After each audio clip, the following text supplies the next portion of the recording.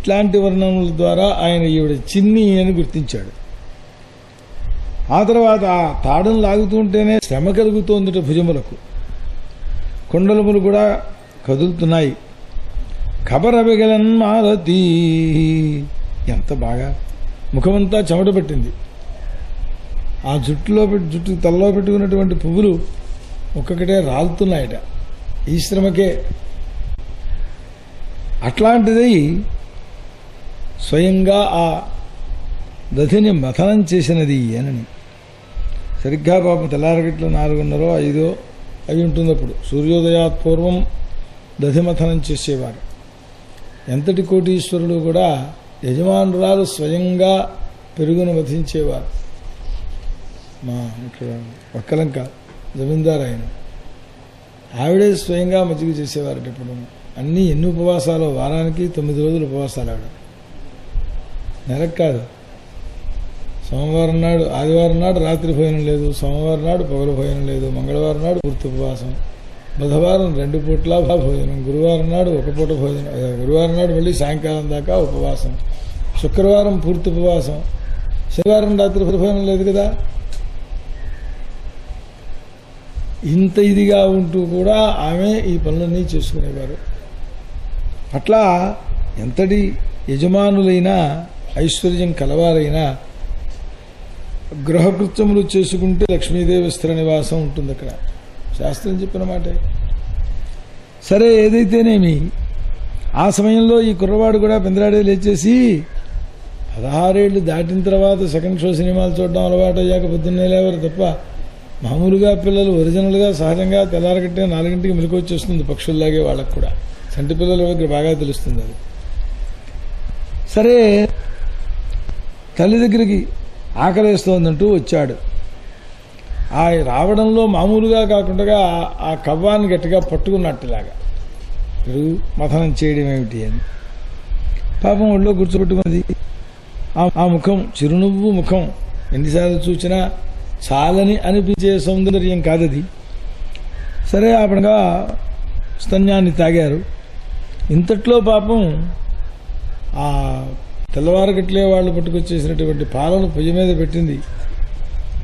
ఆ పెట్టేటప్పటికి అది పొంగిపోతున్నది.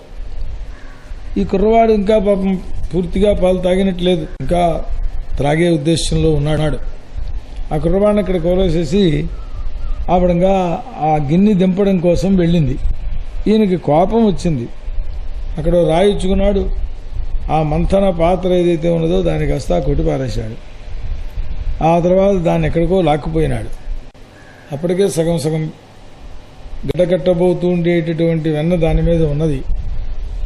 ఆ వెన్న తీసుకెళ్లి అవతల కోతులకి వాటికి పంచేయడం ప్రారంభించాడు, బహిర్భాగంలోకి తీసుకుపోయి. ఈవిడ ఆ పాలు కింద పెట్టి మళ్లీ వచ్చేటప్పటికీ దధిపాత్రం భగ్నం అయిపోయి ఉన్నది. ఇది కుర్రవాడే చేశాడు అని తెలుసుకుని ఎక్కడున్నాదా అని ఆ కుర్రవాడిని చూచి ఆ తనని చూడటం లేదుట, ఆ స్వరూపం చూసింది. కోతులకు ఆ వెన్నను పనిచేస్తూ అక్కడ ఆడుకుంటున్నాడు అన్నమాట. ఒక్కసారి నవ్వింది. ఎక్కడ కూర్చున్నాడయ్యా ఆయన అంటే కర్ర రోలు ఒకటి ఉంది, దాని మీద ఎక్కి కూర్చున్నాడు పాపం. ఆ విధంగా ఉంటుంటే ఆ దాని మీద మళ్ళీ నవనీతాన్ని తీసుకుని అవి కూడా వానరులకు ఇచ్చేస్తున్నాడు. ఇస్తూ కూడా లోకంలో ప్రతివాడు తప్పు చేసేటప్పుడు తప్పని తెలుసుండి కూడా ఎవరో చూడకుండా చేద్దామని ప్రయత్నం చేస్తుంటాడు. దొంగడికి దొంగతనం చేయడం తప్పని తెలియక చెయ్యడు, ఎవరూ తెలియకుండా చెయ్యడమే దానికి ప్రమాణం. వేరే నా జేబులో డబ్బులు తీసుకోవడం ఎంత న్యాయమో, మీ జేబులో డబ్బులు కూడా నేను లాక్కుని ఖర్చు పెట్టేసుకోవడం అంతే న్యాయం అయితే ప్రత్యక్షంగానే తీసుకోవాలి, మిగిలిన వాళ్ళు నోరు మూసుకూరుకోవాలి. న్యాయం కాదు కనుక దొంగతనంగా తీస్తాడు. ఇది ఇప్పటి నుంచి ప్రారంభమైందే. ఈయన చోర ఆచార్యుడని చెప్పుకున్నాం కదా, అటు ఇటు చూస్తున్నాడు, ఎవరు రావటం లేదు కదా అనుకుంటుండడం, ఒక గుప్పుడు వానరానికి ఒక గుప్పుడు వానరానికి వేసేస్తూ ఉండడం, మళ్ళీ ఒకసారి చూసుకుంటూ ఉండడం, ఈ రకంగా ఉన్నాడు. అటువంటి కృష్ణుని చూచి నెమ్మదిగా అతడికి తెలియకుండా వెనక భాగంలోంచి వెళ్ళిందిట. ఓ కర్ర ముక్క కూడా చేత్తో పుచ్చుకుంది, ధృతయష్టి, నిజంగా కొట్టేసే వ్యక్తిలాగా. ఆ పడంగా చూశాడు. వెంటనే ఆ ఉలూకలం మేంచి దూరంగా ఉరికేసేసి భయపడిపోయిన వాళ్ళ వలె పరిగెట్టుకుపోవడం ప్రారంభించాడు. యోగులకు తపస్సులు చేసినా లభించనటువంటి వాడు ఈయన. వాళ్ళ మనస్సుల చేత కూడా గ్రహింపబడనివాడు.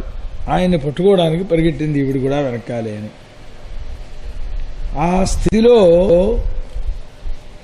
ఆ పోతన గారు గుర్తించడానికి ఇంకా ప్రమాణభూతం లేనటువంటి వచనాలు.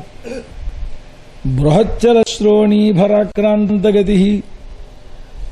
ఆ శ్రోణీభారం చేత తొందరగా నడవలేకపోతోంది. ఆ వేగంతో చుట్టూనుంటూ ఉండేటటువంటి తలలో పెట్టుకున్న పువ్వులన్నీ రాలిపోతూ ఉన్నాయి. ఈ విధంగా వస్తూ ఉండేటువంటి తల్లిని చూచాడు. సరే, మొత్తం మీద ఎలాగో చితికి దొరికాడు. ఇతడు తప్పు చేశాననేటటువంటి భావన కలిగినటువంటి వాడై ముందుగానే ఏడ్చేస్తున్నాడు. చేత్తో ఇలాగ కళ్ళు నలిపేస్తున్నాడు. అటువంటి కుర్రవాడిని జాగ్రత్తగా తీసుకుపోయి వీడికి ఏదో రకంగా కాస్త భయం చెప్పాలనే ఉద్దేశంతో ఏదో హడావిడి చేసింది ఆవిడ. పాపం ఆవిడ ఏడ్చేయడం ముందే ఏడుపు ప్రారంభించాడు కదా. దీన్ని ఎదురేడుపు అని పిలిచేవారు మా చిన్నతనాల్లో. తప్పు చేసేసి వాడు పట్టుకోవడానికి దగ్గరికి వచ్చేప్పటికి ముందే ఏడుపు ప్రారంభించాడు కొట్టకుండానే. అలాగే చేస్తుంటే ఆ కర్ర అవతల పడవేసి భయపడిపోయినాడని వీడిని ఇలా కాదు తాళ్లతో కట్టేయాలి అని అనుకున్నది.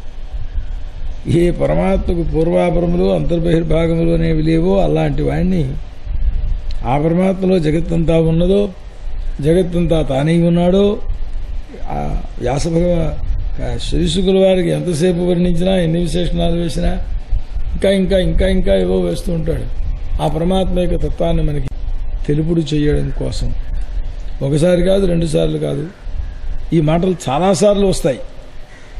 సరే, ఆ మానవ రూపాన్ని ధరించిన మాత్రాన ఆ భగవంతుడిని పుత్రుడు అనుకుని మొత్తం మీద తాడుతోటి ఏ రాతి మీద ఏ రోటి మీద కూర్చొని ఈ వెన్నెలన్నింటినీ పంచడం ప్రారంభించాడో దానికే కట్టేయాలి అని అనుకున్నది.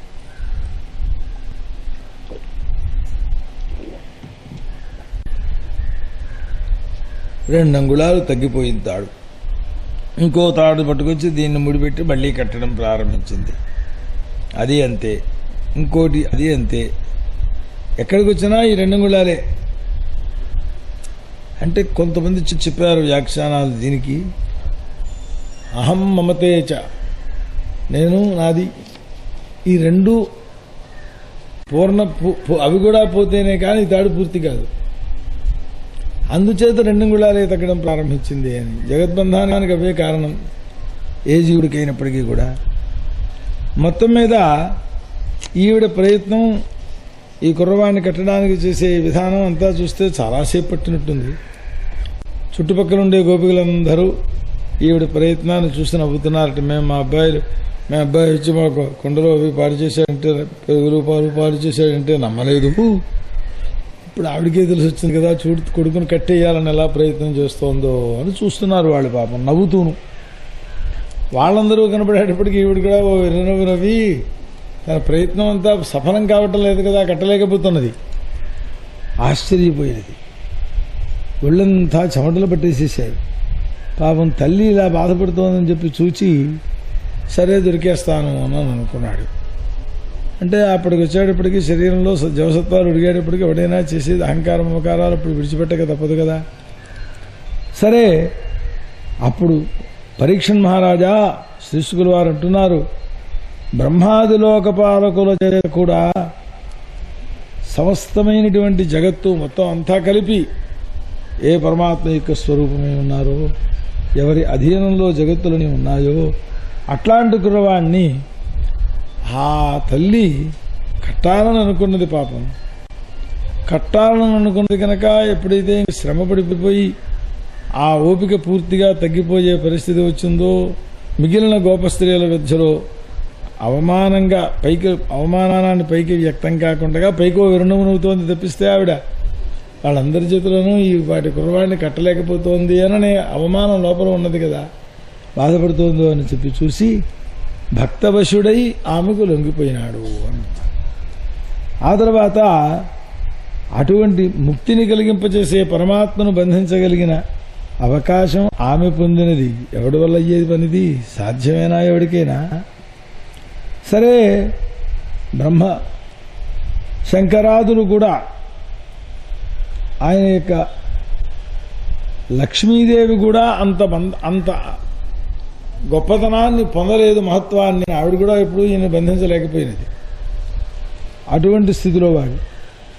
సరే, భక్తిమంతులకు సులభుడు, యోగులకు కూడా అంత సులభుడు కాడు అనేటటువంటి విషయాన్ని చెప్పడం కోసం జరిగింది ఈ ఇంతవరకు జరిగిన చరిత్ర అన్నారు. సరే, ఈ రోడ్డు కట్టేసింది ఆవిడ గృహకృత్యాల్లో ఉన్నది. ఆ స్థితిలో పూర్వం పాపం కుబేర పుత్రులైనటువంటి వాళ్లకు నారదుడు ఇచ్చినటువంటి శాపం గుర్తుకొచ్చి ఆ రోడ్డుతో సహా కొంచెం కొంచెం కొంచెం కొంచెం ఎదరికి నడవడం ప్రారంభించాడు. అదేమిటయ్యా అంటే వాళ్ళిద్దరూ ఆ పక్కనే అర్జున వృక్షములుగా, జంట అర్జున వృక్షములుగా ఉన్నారు. వాళ్ళిద్దరూ ఎవరు అంటే పూర్వం కుబేరుడు యొక్క పుత్రులు. నారద శాపం చేత ఇట్లా చెట్లుగా పుట్టవలసి వచ్చింది. ఒకడి పేరు నలకూబరుడు, రెండవ పాడు మణిగ్రీవుడు. సరే, వీళ్ళిద్దరూ కూడా వృక్షత్వాన్ని పొంది ఇక్కడ ఉన్నారు. ఇది శ్రీమద్భాగవతే దశమస్కందే పూర్వార్ధే నవమోధ్యాయః. శ్రీకృష్ణార్పణమస్తు. శ్రీమద్గురుచరణారవిందాభ్యాం నమో నమః. హరయే నమః. హరయే నమః. హరయే నమః. రాజోవాచ కచ్చతాం భగవన్నేతత్వయోస్యాపస్య కారణం యత్తద్విగరహితం కర్మ ఏన వా దేవర్షేస్తమహాగాం. ఇక్కడ పరీక్షణ్ మహారాజు అడుగుతున్నారు, నారదుడు శాపమా? వాళ్ళిద్దరూ కుబేరుడు యొక్క పుత్రులా? కుబేరుడు పుత్రులు లాంటి వాళ్ళు కూడా నారదుడి చేత శపింపబడే కర్మలు చేస్తారా ఎక్కడైనా? ఎందువల్ల వచ్చింది వాళ్ళకి ఆ జన్మ? వృక్షముగా ఎందుకు జన్మించారో చెప్పవలసింది అన్నారు. అంటే పరీక్షణ్ మహారాజుకు శ్రీ శుక్రవారు చెబుతున్నారు,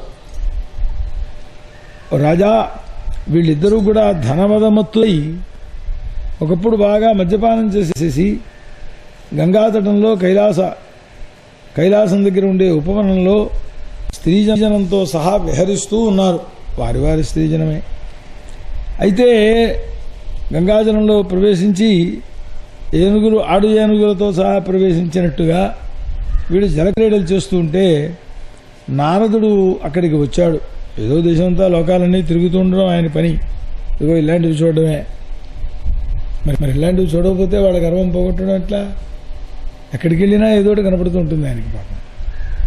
సరే, నారదుడు వచ్చాడని చెప్పి వీళ్ళు ఆడవారు పెద్ద ఆయన వచ్చాడు శిరిస్తాడని చెప్పి భయపడిపోయినటువంటి వారై చక్కగా గబగబా దూరంగా వెళ్ళి వస్త్రాలు అవి కట్టేసుకుని వాళ్ళు జాగ్రత్తగా ఉన్నారు. వీళ్ళిద్దరూ మాత్రం ఒంటి మీద వస్త్రం లేకపోయినా అలాగే ఉండిపోయినారు. ఆ మదిరామత్తులై ఉన్నారు వాళ్ళు. అప్పుడు నారదుడంటారట, విషయ సేవనం అంటే లోకంలో ఉంటుండే భోగాలన్నింటినీ అనుభవించేటువంటి వాళ్ళకి బుద్ధిభ్రంశాన్ని కలిగింపచేస్తూ ఉంటుంది ఐశ్వర్య మదమత్తత అనేది. ఐశ్వర్యం వరకు ఉండవచ్చు, అది మద రూపంలోకి రాకూడదు. ఒకవేళ ఎప్పుడైనా అలవా వచ్చినా వీడు దాని చేత మత్తుడు కాకూడదు. సరే, లోకంలో మదము అనేటటువంటి దానివల్ల, ఈ ఐశ్వర్య మదం వల్ల వచ్చే నష్టాలు ఏమిటంటే స్త్రీలతో వ్యవహరించడం, జూతం, మద్యం ఇలాంటివన్నీ కూడా వెంటనే సంప్రాప్తమవుతుంటాయి. బాగా ఇదివరకంటే 5,000 జీతం, ఇప్పుడు 50,000 అయింది కదా, బాగా వెళ్ళకపోతే ఎలాగా అన్నట్టు వాడు. అంటే ఐశ్వర్యం పెరగడం వల్ల అదే ఒక్కటే ప్రయోజనకారి అయినటువంటి కర్తవ్యం అన్నమాట వాడి యొక్క దృష్టిలోకి వస్తే. ఈ స్థితిగా చూస్తుంటే వీళ్ళకి ఈ మదమత్తతను పోగొట్టాలి అని సంకల్పించినటువంటి వారిలై మహర్షి నిర్దయులై ఈ మదమత్తతను పోగొట్టకుండా అలాగే ఉంచితే ప్రమాదం ఏమిటి అంటే, నిర్దయులై వీళ్ళు అనేకమైనటువంటి దుష్టకృత్యాలు, ఇంకా పశుహత్యలు లేదా మనుష్యుల్ని పీడించడాలు. ఏమిటి కారణం అంటే వాళ్ళకి ఈ దేహం ఇలాగే ఉండిపోతామని అనుకుంటాడు వాడు ఆ రోజు పరిస్థితిని అనుసరించి. దాంతో అదే అజ్ఞానం వాస్తవంలో చెప్పవలసి వచ్చినట్లయితే కనుకనే ప్రభువులైనటువంటి వారు ఈ మత్తత ఎప్పుడైతే చేరిందో వాళ్ళు రాజ్యాంతే నరకం అని చెప్పవలసి వస్తున్నది. దేహాంతమైన తర్వాత ఈ దేహం ఏమైపోతుంది అనే జ్ఞానం ఆ సమయంలో కలగదు. వీళ్ళకి ద్రోహాలను చేస్తూ ఉంటారు లోకంలో అందరినీ కూడా. ఈ దేహం అనేటటువంటిది వాస్తవంలో ఎవరిది అని విచారణ. ఈ దేహం తనదా అంటే లోపల ఉండే జీవుడిదా, లేదా ఈ అన్నాన్ని ఈ దేహానికి అందించి పోషించేటటువంటి వాడిది అవుతుందా, లేదంటే తండ్రిదా తల్లిదా, అంతకంటే పెద్దవారు మాతామహులు ఉన్నారు వారిదా, లేదా ఈ శరీరం చేత పనులు చేయించుకునే బలవంతుడున్నాడు వాడిదా, లేదా కూలిచ్చి పనిచేయిస్తూ ఉంటాడు వాడిదా, లేదా చచ్చిపోయా కుక్కలు తినేస్తాయి కాబట్టి కుక్కదా, ఎవరిది ఈ దేహాన్ని నిర్ణయం ఎవరు చెబుతారు అని అసలు ఆలోచనే రాదు వీడికి. దేహమే నేను అనుకునే భావన చేత ఇట్లాంటి మదాలు వస్తూ ఉంటాయి అని చెప్పి దారిద్ర్యం పరమౌషధం అన్నారట. పరమేశ్వరుడు ఎవరిని అనుగ్రహించదలుచుకుంటారో వాళ్ళ ఐశ్వర్యాన్ని ముందు అపహరించేస్తారు. అప్పుడు తోవలోకి వస్తాడు. అప్పుడు కానీ పరమాత్మ గుర్తుకు రాడు. దరిద్రుడైనటువంటి వాడు తన వల్లనే అందరూ బాధపడుతున్నారు అనుకుంటూ ఉంటారట. లోకంలో చెబుతుంటారు కదా, అదేమిటిది కోడిగుడ్డంత బంగారం ఎవరి దగ్గర లేదండి అన్నట్ట. వాడి దగ్గరికి నిన్ననే వచ్చింది, వాడి దగ్గరికి. అది కూడా ఎలా వచ్చిందో తెలీదు. అంతకు పూర్వం అసలు బంగారం ఉన్నవాడు ఎవడు ఉన్నాడండి మన దేశంలో అన్నట్టు. తన వల్లనే అందరినీ చూసుకోవడం. కనుక ములుగుచ్చుకున్నటువంటి వాడు బాధను తాను అనుభవించినటువంటి వాడై ఇంకో ములుగుచ్చుకున్న వాడిని చూసి అయ్యో బాధపడుతున్నాడు రా, దానికి ఏమైనా ఏర్పాటు చూడండి అని అంటాడు. లేకపోతే వాడి వ్యసనం వీడు తెలుసుకోలేడు. ఆ కారణం చేత దరిద్రుడైనటువంటి వాడికి అహంకారం తగ్గుతుంది అని.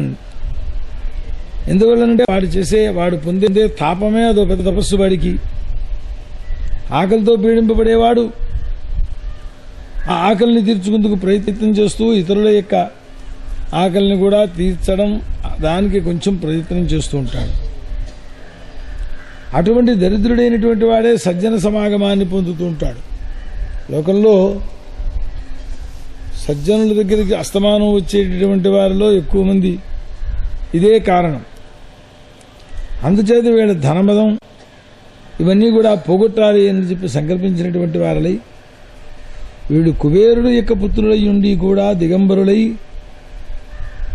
నా వంటి వాడి ఇక్కడికి వచ్చాడనే విషయాన్ని కూడా తెలుసుకోలేకుండా ఉన్నారు. కనుక అలా తెలుసుకోలేని వారు ఎవరుంటారు? కదలకుండా చెట్లుంటాయి. మిగిలిన ప్రాణులు అయితే కదులుతాయి. ఏ పాములు అక్కడ ఉన్నా మనం అలా పెడుతుంటే ఏదో మనుషులకి కలిపేటప్పటికీ అక్కడి నుంచి పారిపోవడానికే ప్రయత్నం చేస్తాయి. చెట్లయితే ఏం కదలవు. అలా సంచరించాను కనుక వీరిద్దరూ చెట్లయిపోయి ఉండుగాక అని శపించాడు. శపించేటప్పటికీ విశేషం ఏమిటి అంటే పూర్వజన్మ జ్ఞానం కూడా ఉండాలి వీళ్ళకి అన్నారు. నారదుని వారి యొక్క అనుగ్రహం చేత ఉండాలట వాళ్ళకి. పూర్వజన్మ జ్ఞానం అంటే చాలా గొప్పది కదా, అదృష్టం. ఎప్పుడూ కోరుకోకండి కల్లో కూడా. పూర్వజన్మలో వీడు పెద్ద కోటీశ్వరుడు, ఇప్పుడు గిరిటి కంచంలో తింటున్నాడు. ఏమనుకుంటాడు? తినగలడా? లేదా పూర్వజన్మలో వీడు కుక్కో పందో అయ్యాడు, ఈ జన్మలో కోటీశ్వరుడే. ఆ ఆహారం ఆంతూ ఉంటుంది కంటికి. అంచేది పూర్వజన్మ జ్ఞానం అనేది దానికి ఏదైనా అంతగా కావాలనుకుంటే ఎవరైనా 3 ఏళ్ల పాటు వరుసగా ఉత్తరేణి వేరుతోటే దంతధావనం చేస్తే పూర్వజన్మ జ్ఞానం కలుగుతుందని ఉన్నది. కావాలంటే ప్రయత్నం చేయండి. అది అవునా కాదా అంటే నేనేం చెప్పలేను, శాస్త్రంలో ఉన్న విషయం అది. ప్రధానంగా దంతాల దోషాలన్నీ పోతాయి 15 రోజులు అయ్యేప్పటికీ. సరే, వీళ్ళిద్దరూ కూడా ఆయన యొక్క శాపానుసారంగా పరమేశ్వరుని అనుగ్రహం చేత దేవతల ప్రమాణంలో 100 సంవత్సరాలు గడిచిన తరువాత రాబోయే కృష్ణావతారంలో పరమేశ్వరుడు వీరి యొక్క మదాన్ని పోగొట్టాలి అని శాపానుగ్రహం ఇచ్చాడు. మళ్ళీ సరే, ఆ దేవర్షి యొక్క శాపం చేత వీరిద్దరూ కూడా ఇక్కడ చెట్లయ్యారు. రాజా నారదుడి గారి యొక్క వాక్యాలను వినటువంటి వారలై ఆ ఇచ్చిన శాపాన్ని సత్యం చేయడం కోసం ఈ రోలు వేసుకుని వెనకాల లాక్కుంటూ ఈయన వెళ్ళి పాక్కుంటూ లేదా నిమ్మడంగా నడుస్తూ ఆ యమలార్జున వృక్షముల మధ్యంలోంచి దూరి వెళ్ళాట్టిన. ఈ రెండు వెనకాల ఈ రోలు వస్తూ వస్తూ ఈ రెండు చెట్లకి గట్టిగా తగిలింది. వేళ్లతో సహా పెకిలించుకుని ఈ పక్కకి ఆ పక్కకి పడిపోయినాయి. కృష్ణుడి మీద మాత్రం పడలేదు. అంతవరకు వాస్తవం. ఆ ఉలూఖనం అడ్డంగా తిరిగినటువంటి కారణం చేత వచ్చిన పరిస్థితి ఇది. వాళ్ళు పూర్వరూపాన్ని ధరించేసి కృష్ణ పరమాత్మకు నమస్కారం చేసి, ఓ యోగీశ్వరేశ్వర కృష్ణ, ఆద్యపురుషుడు నువ్వు, స్థూల సూక్ష్మాత్మకమైన జగత్తంతా కూడా నీ స్వరూపమయ్యే ఉన్నది. బ్రహ్మజ్ఞానులైనటువంటి బ్రాహ్మణులు నిన్ను తెలుసుకోగలుగుతారు. కాలపురుషుడు కూడా నీ వల్లనే సంచరిస్తున్నాడు. సర్వజగత్తుకి ఈశ్వరుడు అయినటువంటి వాడు నువ్వే అవుతున్నావు. సూక్ష్మ ప్రకృతి పురుషుడు అన్నీ నువ్వేనయ్యా, ఇంకేం లేదు. నువ్వు లేనిది జగత్తులో మరొకటి లేదు అని చెప్పి నిర్ణయించినటువంటి వారలై ఆత్మజ్యోత గుణైశ్చన్న మహిమ్నే బ్రహ్మణే నమః. తన యొక్క తేజస్సు చేతనే తన యందు పుట్టినటువంటి గుణాలనే ఆ గుణముల చేత తన మహిమను దాచుకుంటూ ఉండేటటువంటి వాడై ఉన్న బ్రహ్మస్వరూపమైన నీకు నమస్కారం అయ్యా. నమస్తు తస్మై తుభ్యం భగవతే వాసుదేవాయ వేధసే. నీ అవతారములన్నీ కూడా శరీరములు లేనటువంటి నీకు శరీర ధారణ చేసి లోకంలో అవతారములు వస్తున్నాయి అంటే అది లోకాన్నంతని పరిరక్షించడం కోసం వచ్చిన వాడవేనయ్యా. నువ్వు అంశభాగంలో అవతరించావు. పరమ కళ్యాణ పరమమంగళ వాసుదేవ నీకు నమస్కారం, మేము వెళ్ళొస్తాము నమస్కారము అన్నారు వాళ్ళు. ఋషి యొక్క అనుగ్రహం చేత నీ యొక్క దర్శనం కలిగింది మాకు అని ఇలా ఎప్పుడైతే వారు కీర్తనం చేశారో అవన్నీ విన్నటువంటి వారలే భగవంతుడు ఉంటున్నారు. ఓ కుబేరపుత్రులారా, నారదుడు మీ యందు దయతో శ్రీమదాన్ని పోగొట్టడం కోసం ఈ శాపం ఇచ్చాడు. ఇది అనుగ్రహం మీకు. ఇది నాకు ఇదివరకే తెలుసు. కారణం ఏంటంటే సూర్యుడు ప్రకాశిస్తూ ఉంటే కళ్ళు చూడడానికి ప్రతిబంధకమేమీ ఉండదు. సజ్జనులైనటువంటి మహాత్ములకు లోకమంతా తమతో సమానంగా కనపడుతుంది కనుక ఎక్కడా దోషం లేకుండా ఉండాలనే దృష్టి ఉంటుంది. అట్లాంటి వాళ్ళని సూచనందువల్ల ఏ విధమైనటువంటి బంధములు కలగవు. వారు శపించినా అది మంచిదే. ఈ సంసార ప్రవృత్తిని నియమిస్తారు వాళ్ళు అని ఆయన చెప్పినటువంటి వారు. సరే, వీరు ఆ రోలికి కట్టబడి ఉన్న కృష్ణ పరమాత్మకు ప్రదక్షిణ నమస్కారాలు చేసి అంతర్ధానం పొందారు. ఇది శ్రీమద్భాగవతే ప్రథమ స్కందే పూర్వార్ధే దశమోధ్యాయ. శ్రీకృష్ణార్పణమస్తు. శ్రీ గురుచరణారవిందాభ్యాం నమో నమః. హరయే నమః. శ్రీశుక ఉవాచ గోపానందాదయ శ్రుత్వా ద్రుమజోః పదతోర్వం తత్రాజగ్ముః కురుశ్రేష్ఠ నిర్ఘాత భయశంకితాః. ఇదంతా ఇక్కడ ఇంటి వెనకాల రోడ్లు అవి అక్కడ వెనకాలే పెట్టుకుంటారు కానీ ఇంటికి ఎదురుకుండా పెట్టుకోరుగా జరిగాయి. అక్కడ పెద్ద ధ్వని, చెట్లు పడిపోయినటువంటి ధ్వని వచ్చేటప్పటికి కంగారు పడిపోయినటువంటి వారై నందులు మొదలైన వారందరూ కూడా వచ్చి చూచారు. చూస్తే ఈ రెండు చెట్లు కింద పడిపోయినాయి నేల మీదకి. అదే సామాన్యంగా ఉన్నాయా? దేవతల ప్రమాణంలో 100 సంవత్సరాలు అలా ఉన్నాయట. సుమారు కొన్ని వేల సంవత్సరాల చెట్లు అన్నమాట. ఏ పాటిలా అవుతాయి? అర్జున వృక్షం ఏమి ఇంత ఉండిపోయే వృక్షం కాదు, మందార చెట్లాగా. ఓ చుట్టుకొలత కావాలి అంటే ఓ ఫర్లాంగ్ దూరం ఉండగలదు అది. అంతంత చెట్లు పిడుగుపాటు ధ్వనిలాగా వినపడ్డాయట కింద పడేటప్పటికి. దాన్ని అటువంటి వారు అందరూ చక్కగా వచ్చి ఎందుకు పడిపోయినా, ఇలా ఎందుకు పడిపోయాయి, కుర్రాడు చూస్తే మధ్యలో పడిపోయినాడు, ఇలా ఎందుకు వచ్చాడు వీడు, ఇది ఎవరో రాక్షసులు చేసి ఉంటారు అన్నారట. అంతట్లో అక్కడ పక్కనున్న పిల్లలు ఏం లేదు, రాక్షసులు ఎక్కడి నుంచి వచ్చారు, మీ పిల్లాడే చేశాడు, ఆ రోజు లాక్కొచ్చాడు, వాటితో లాగేశాడు, అవి పడిపోయాయి. లోకంలో అంతే కదా, పిల్లలు మాట్లాడే విధానం, వాళ్ళ భావాలు అలాగే ఉంటాయి కదా. చెప్పేశారు వాళ్ళు. చెప్పేస్తే పైగా చెట్లలోంచి ఇద్దరు బంగారు కిరీటాలతో పైకి వచ్చారు. మీ అబ్బాయికి దండాలు కూడా పెట్టారు వాళ్ళు. అది వాళ్ళకి తెలిసిన విషయం. వాళ్ళు చెప్పింది దాంతో గోపాలకులందరూ కూడా కంగారు పడిపోయినారు. అబ్బే అదే ఒట్టి మాట, ఈ రోలుతో లాగితే ఆ చెట్లు ఏం పడిపోతాయండి, ఎంత రోలు ఇది అంటున్నారు వాళ్ళు. పాపం కొంతమంది అన్నారట, ఈ బాలుడు వృక్షాలను పడేశాడు అనంటే ఎప్పటికీ కుదిరే పని కాదు, ఈ కుర్రాడేమిటో అది ఇలా కుదిరే పని అది ఎక్కడైనా వీడి శక్తి సరిపోతుందా అన్నారు. పైగా వాడు కట్టేశారు దాన్ని. ఆ కట్టేస్తే ఆ రోల్ని లాక్కొస్తున్నాడు. వస్తూ ఆ రోల్ తగిలిందా, ఏ పాటి దెబ్బ తగులుతుందంటే ఈ కుర్రాళ్ళు లాగితే వచ్చే వేగం ఎంత, తగిలేదు దెబ్బ ఎంత అని వాళ్ళు. సరే ఇలా వీళ్ళు రకరకాలుగా మాట్లాడుతుంటే ముందు నందులు వారు ఆ కట్టు విప్పేశారు. ఏమిటి అసలు ఈ కట్టడం ఏమిటి, పిల్లల్ని మత్తుందా లేదా ఆడవాళ్ళకి ఇది అనుకుంటారు కదా, ఆ స్థితిగా.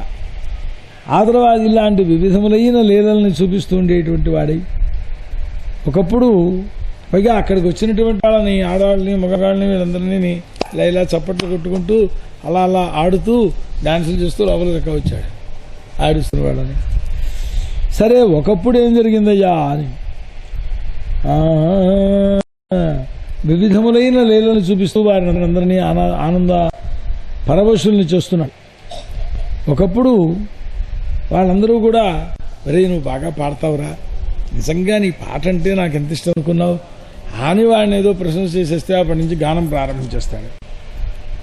కొంతమంది అరే ఆ పేటలో తెచ్చిపెట్టు, వాడి ఇంట్లోకి వెళ్ళాడు పాపం, ఏమన్నా ముద్దలో తెచ్చుకోదు, ఆ పేటలో రాబట్రా, అరే మంచినీళ్ళు ఆ టేబుల్ మీద పెట్టి పరిచిపోయారు రాబట్రా, ఇలా చెబితే అవన్నీ పట్టుకొస్తున్నట్టు పాపం.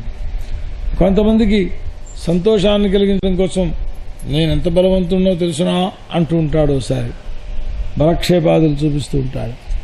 ఇట్లా నిజభక్తుల యందు తన యొక్క వశ్యత్వాన్ని చూపిస్తూ ఉండేటువంటి వాడే ఉన్నాడు అని ఆ వ్రజానికంతకీ కూడా. ఒకప్పుడు యశోదాదేవి ఆ భవనం దగ్గరికి ఆ ఎవరో పళ్ళు అమ్మ పళ్ళును అమ్మకానికి వచ్చింది. ఈ శ్లోకం చాలా బాగుంటుంది. సర్వఫలములను అనుగ్రహించగలిగినటువంటి కృష్ణ పరమాత్మ అమ్మ పళ్ళు కొనుక్కురమ్మందని చెప్పేసి దోషిలా ధాన్యం పుచ్చుకున్నాడు పాపం. ఆ దోషుడు ఎంత దోషుడు ఉంటుంది, ఇంకా 4 ఏళ్ళ కుర్రాడు, ఆ దోషిట్లోకి ధాన్యం తీసుకున్నాడు.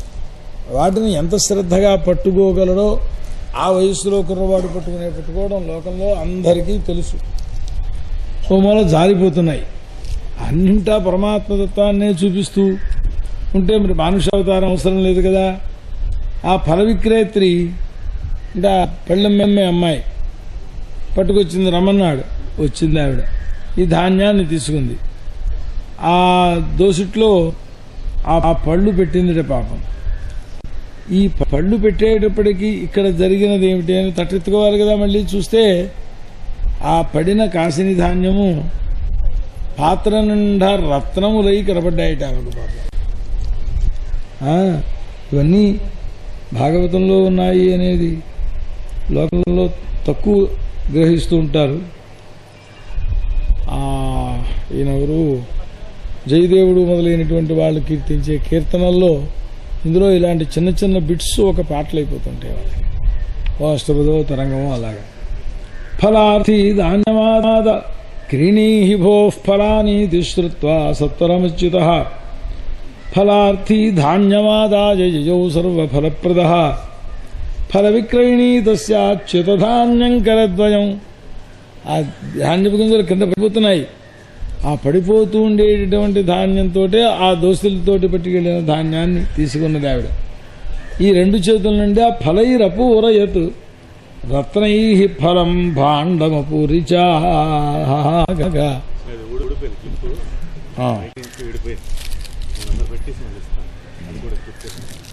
రత్నములతోటి ఈ పళ్ళ బుట్టంతా కూడా నిండిపోయింది అన్నారు. సరే, ఇది ఇలా ఉన్నది. ఒకప్పుడు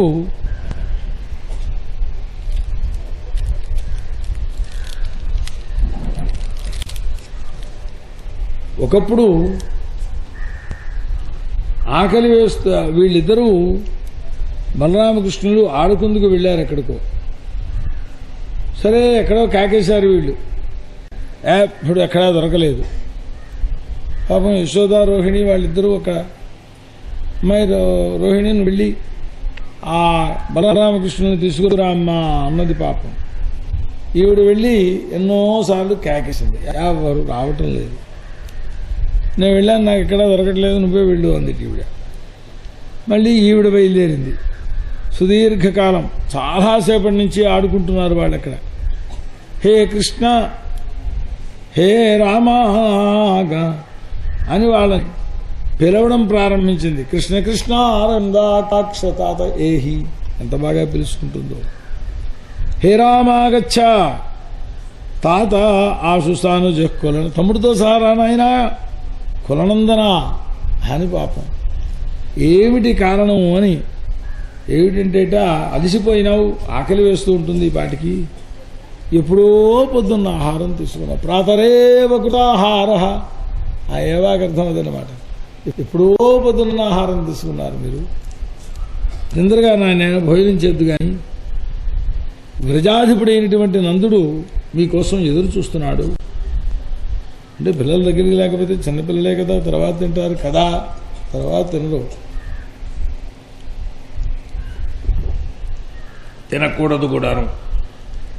వాళ్ళకి భోజనం పెడుతూ వాళ్ళ చుట్టూ కూర్చొని భోజనం చేస్తుంటే ఆనందమే. వీడు కొడు బుక్కేసి పారిపోయిన తర్వాత ఆ పిల్లలు ఏదో తిన్నారో లేదో వీడి చూడక ఆనందమే ఉంది అందులో అసలు. అప్పుడంగా నన్ను ఆక్షేపిస్తూ ఉంటారు, ఇంట్లో ఉన్న వాళ్ళందరూ చుట్టూ కూర్చొని భోజనం చేయాలట. అదే ఇష్టజనై సహా భుక్తం భుక్తం అని అందరూ కావలసిన వాళ్ళు అందరూ చుట్టూ కూర్చొని కబుర్లు చెప్పుకుంటూ, ఇంకో ఊరుముక్క వేసుకోవయ్యా, ఇంకొక 2 వంకాయలు వేసుకో, కాయకూర ఉంటారు అంటుంటే అవి అవో తినలే. విడి తినలేకపోవడం ఏమిటి, మన చిన్నతనాల్లో వేయి చెప్తాను మాట విను అని కబుర్లు చెప్పేస్తూ తినిపించేస్తూ ఉన్నాం అన్నమాట. అట్లా సరే రావలసిందే అని పిలిచారు. ఒళ్ళంతా మట్టి కొట్టేసుకుని ఉంటుంది, స్నానం చేయి, వాళ్ళని పుట్టినరోజు రా అన్నారు. చెప్పినట్టు వినిపించడానికి కూడా కొన్ని కొత్త పుట్టినరోజులు వస్తూ ఉంటాయి ఈ మధ్యకాలంలో, చూస్తూ ఉంటాం. సరే పవిత్రుడవై చక్కగా గోవులను దానం ఇవ్వాలి. చక్కగా ఇవాళ ఎన్ని పిండి వంటలు చేశారో, మీ స్నేహితులందరూ వచ్చేసారు అప్పుడే ఫంక్షన్కి, వచ్చి స్నానం చేసి భోజనం చేయవలసింది, ఆడుకుంది కానీ తర్వాత అని ఇల్లాగా పరీక్షణ్ మహారాజా సర్వ దేవతా కిరీటభూతుడైనటువంటి పరమాత్మను, నారాయణుణ్ణి కొడుకనేటటువంటి భావనతో ఆ బలరామకృష్ణుల్ని స్వీకరించినటువంటి వారులై ఇంటికి వచ్చింది ఆమె అన్నారు. సరే అదో ఆనందం, పిల్లలింటికి భోజనాన్ని పిలుచుకోవడం కూడా వారి దృష్టిలో ఒక ఆనంద స్వరూపం. శ్రీశుకాచార్యులు వారు కనుక మనకేదో పిల్లల్ని పిలిచారు, ఈ కథ కూడా రాయాలా వ్యాసుడు అంటారు. సరే వీటన్నింటికీ ఇందులో స్వరూపం చెప్పలేదు, కానీ ఈ ఒక స్వరూపాలని జాగ్రత్తగా ఆ యశోద పిలవడం, ఆ తండ్రి గారితో కూర్చుని భోజనం చేయటం, ఇవన్నీ కనుక ధ్యానాలు చేసుకుంటూ ఉన్నట్లయితే అట్లాంటి కుటుంబ పరిస్థితులు మనకు కూడా హాయిగా సిద్ధిస్తాయి. వాస్తవమైన ప్రయోజనం చూస్తే లౌకిక ప్రయోజనం, పారమార్థిక ప్రయోజనం పరమాత్మను ఏ మూల నుంచి చూసినా వస్తుతః మోక్షం ఒకటేనని. ఒకప్పుడు నందుడు మొదలైనటువంటి పెద్దవాళ్ళందరూ కూడా ఈ ఎవరికో ఎప్పుడో వచ్చి పొద్దున్నే లేవగానే ఏదో ఆలోచన వచ్చింది, గబగబా బయలుదేరి వచ్చాడు, మీటింగ్ పెట్టేశాడు. ఏమర్రా ఈ నందవ్రజంలో మనకి ఎప్పటి నుంచో చూస్తున్నాం, ఈ బలరాముడు కృష్ణుడు పుట్టినప్పటి నుంచి కూడా ఎన్ని ఉత్పాతాలు వచ్చాయి చెప్పండి. అవునయ్యా వచ్చాయి, చాలా వచ్చాయని మనంగా అంటావేమిటి అని ఇలా విచారణలు చేసుకుని ఆ చివరికి దేశకాలవేత్త అయినటువంటి ఒక అందులో వృద్ధుడైన జ్యేష్ఠుడైన ఆ వ్రజవాసి ఉపనందుడు అని పేరు తనకి. అంటే నందుడు ప్రెసిడెంట్ అయితే ఉపనందుడు వైస్ ప్రెసిడెంట్ అవుతాడన్నమాట, లేదా సర్పంచి ఉప సర్పంచి అంటుంటారు. అలా ఆ వ్రజాన్ని కాపాడుకుంటూ ఉండే పెద్దల వాళ్ళు. అతడు గోపాలకుడే. అబ్బాయి గోపాలకులారా, నేను చెబుతున్నాను వినండి, వీళ్ళందరూ చెప్పిన మాటలను విన్నాక నాకు అనిపించినది ఏమిటంటే మనం ఈ ప్రదేశాన్ని విడిచిపెట్టి వెళ్ళిపోవాలి. మామూలు కంపలు కట్టుకునే వాళ్ళు అయితే ఇలా అనుకోవడం కుదురుతుందా? వాళ్ళు సంచార జాతులని పేరు. ఇక్కడి నుంచి వెళ్ళిపోవాలి. ఎందుకంటే ఈ పిల్లల్ని పీడించేటటువంటి ఉత్పాదములు ఎన్నో ఎన్నో ఎన్నో పుట్టాయి. ఏదో ఆ పరమాత్మ వాసుదేవుడు మన అనుగ్రహించాడు కనుక అందరం క్షేమంగా కూర్చోగలిగాను తప్పిస్తే, లేకపోతే ఎలాంటి ఉత్పాతాలు వచ్చాయ్యా. ఈ కృష్ణుడేమో ఆ పోతను వచ్చేసింది, ఇంకా పురుటి రోజుల్లో ఉన్నాడు ఈ కుర్రాడు, వాడిని చూపించుకుంటూ చెప్పుకోవడం అన్నమాట. సరే మొత్తం మీద ఏదో బాగుందనుకున్నాం. ఆ శకటం కింద పడిపోయినాడు, బండి కింద. ఆ తుడిగాలు వచ్చేసి ఆకాశంలోకి తీసుకుపోయింది. ఆ రాతి మీద పడిపోయినారు. అక్కడ ఆ కట్టం పట్టుకున్నట్టు చిన్న పిల్లవాడు ఆ పడిపోవడంలో ఇలా వెనక్కి పడిపోయినాడు. రాతికి సరిగ్గా అక్కడ ఏదో కొంచెం ఎత్తురాయి కూడా ఉంది, తలకాయ 2 ముక్కలు అయిపోయి పడిపోయినాడు. అదే ఇక్కడ వేళ్లాడుతూ ఉన్నాడు ఈ కుర్ర పిల్లవాడు. అదే తిరగబడితే ఏమైపోనండి, ఎందుకు పడుతుందండి? భక్తుడు ఆ మాట అడుగుతాడు. తిరగబడుతుందా? కృష్ణుడు అక్కడ ఉండగా, కనీసం కృష్ణ భక్తుడు ఉండగా. సరే, ఒకవేళ పడ్డం అంటూ వస్తే రాయి బూడిదైపోతుంది అక్కడ, మెత్తని పరుపులాగా. అంతే తప్పిస్తే కృష్ణుడికి ఏం కలగడానికి వీల్లేదు.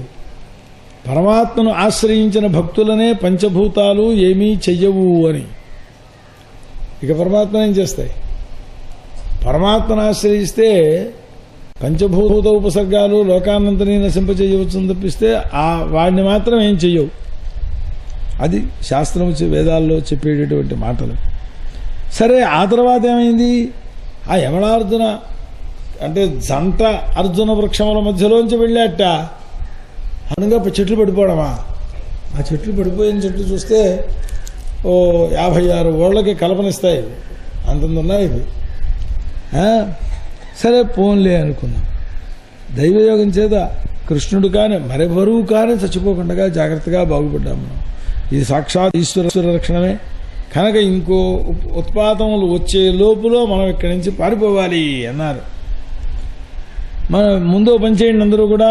మేము చంటి పిల్లల్ని తీసుకుని పరివారంతో సహా బళ్ళ మీద ముందు బయలుదేరుతాం. వెనకాలి ఐశ్వర్యాదులు ఇవన్నీ పెట్టుకుని ప్రత్యేకంగా వెనకాలి రండి మిగిలిన వాళ్ళందరూ కూడా రక్షకులుగా. ఎందుకంటే అక్కడ బృందావనం అని ఒక వనం ఉన్నది.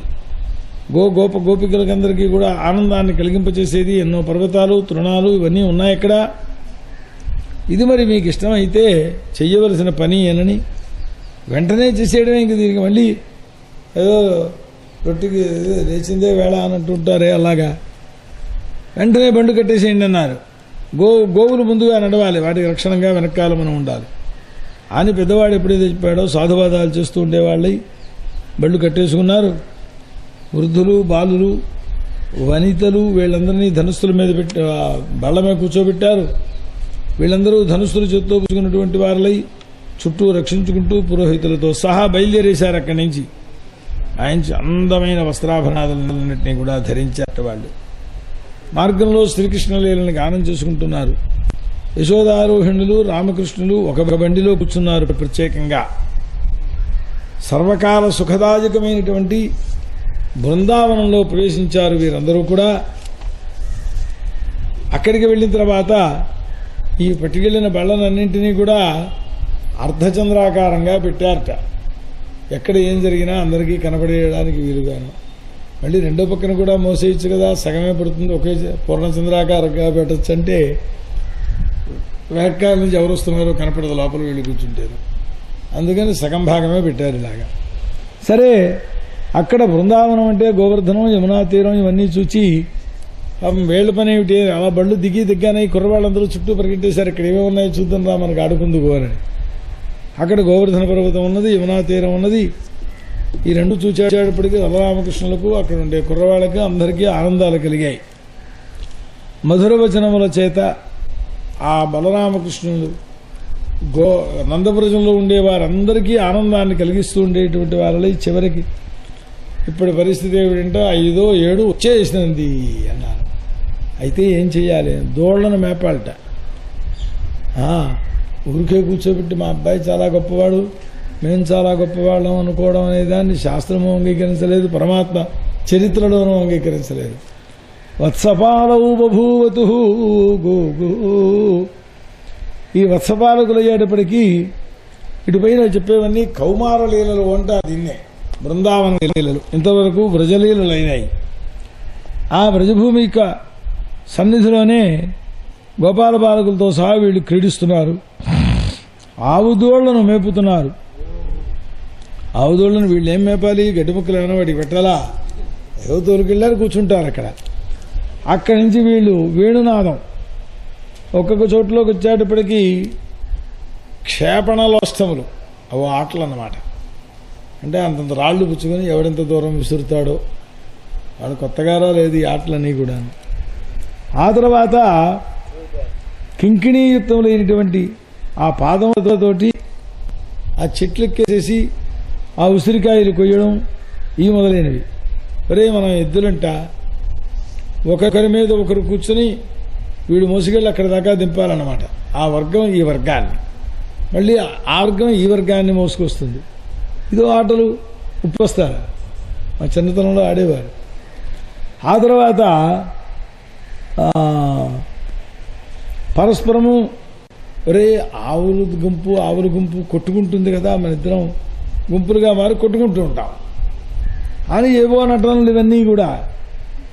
ఆ తర్వాత నెమళ్ళు అరుస్తున్నాయి, హంసలు అరుస్తున్నాయంటే అవి ఎలా అరుస్తున్నాయో వీళ్ళు కూడా వెనకాలే. కోకిలలు వసంతకాలంలో కూ అని కూస్తుంది, అది మనం వెనకాల కూ అంటే 3 సార్లు ఉంటుంది మళ్ళీ అది.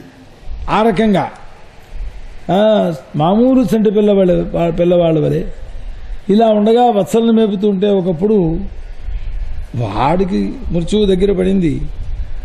ఒక రాక్షసుడు వచ్చాడు, వాడు కూడా ఓ దూడవేషం వేశాడు.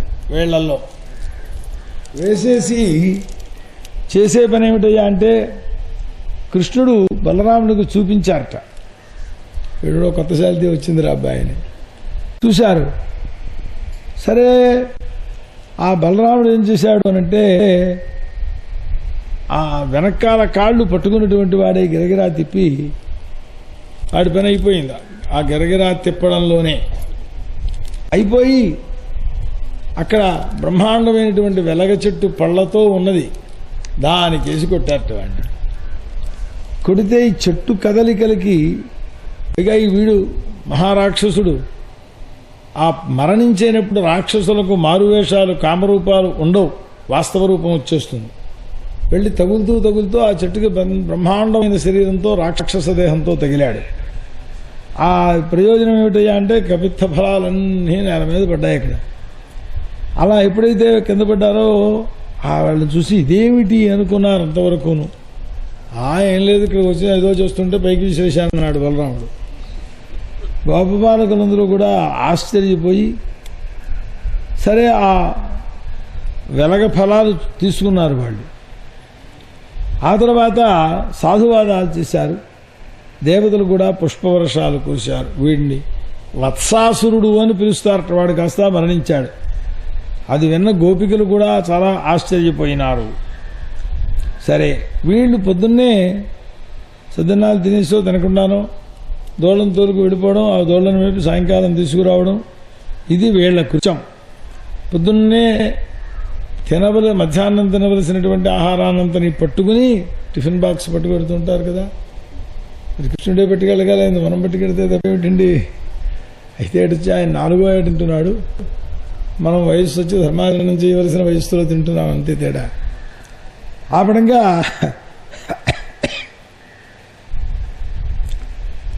పొద్దున్నే బయలుదేరి ఈ గోపబాలకులందరూ వాళ్ళ దోళ్ల గుంపును తీసుకుని బయలుదేరి వెళ్ళారట. అక్కడ నీళ్లు తాగించారు, వీళ్ళు కూడా నీళ్లు తాగారు. ఆ సమీపంలోనే పర్వత శిఖరంలాగా ఉండే ఒక పక్షిని చూచారు.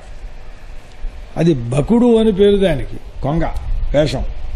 అసలు పేరు ఏమిటో తెలియదు ఎవరికి. శుశుకాచార్య గారు చెప్పలేదు, నేను తెలిసినవాడు అది కూడా చెప్పచ్చు కదా. వాడి పూర్వం మాట ఎందుకురా, ఇప్పటి పేరు మాత్రం ఎందుకు చెప్పడం? కొంగంటే సరిపోదా? సరిపోదు. కృష్ణ పరమాత్మ చేతిలో ప్రాణత్యాగం చేసే శరీరం అది. ఆ స్వరూపాన్ని కాబట్టి తెలుసుకుంటున్నాను. లేకపోతే వాడు కొంగ దేవుడికి కావాలి, కుక్క దేవుడికి కావాలి. వాడేదో పుణ్యం చేసి ఉండకపోతే కృష్ణ పరమాత్మ చేతిలో ప్రాణత్యాగం పొందేటటువంటి భాగ్యం కలగదు కదా వాడికి. అందుకని చెప్పారు పెద్దవాళ్ళు, వాళ్ళు ఋషీశ్వరులు ఏం చేసినా సప్రయోజనమే, ఏం చేసినా అందమే.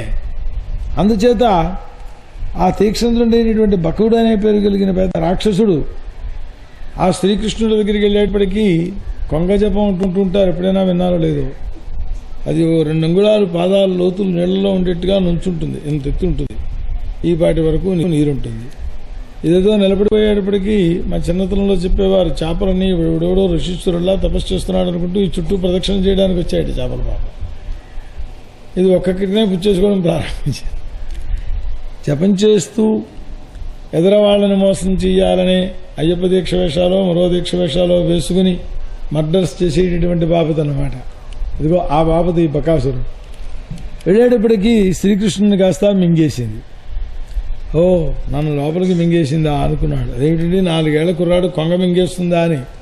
ఆ కొంగ పెద్ద శరీరం ధరించి ఉన్నాడని ముందుగా వర్ణించింది. అందుకే సరే బలరామాదులందరూ కూడా ఇంచుమించు మూర్చిపోయినంత పని అయిపోయింది. కృష్ణుడు లేకపోతే ఇక్కడేముంది, ఇంకేం లేదు. చైతన్యం తప్పుకుంటే శరీరం